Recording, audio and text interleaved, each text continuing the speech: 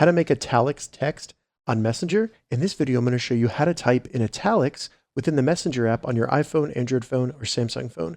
And if this video helps you, please consider giving it a like and also subscribe to my channel because that really helps me out. So there's two different ways to do this. First, you can do it in the app by simply surrounding the text that you want to be italics with an underscore. So I'm going to first type an underscore, then I'm going to type the text that I want to be italics, then I'll just end it with an underscore. And as you can see, it's going to show me an example. And when I send that, it will send it in italics. Now, another way you can do this, and it also allows you to send different fonts and things like that, is to use a website called texttrick.com. And full disclosure, I made this website.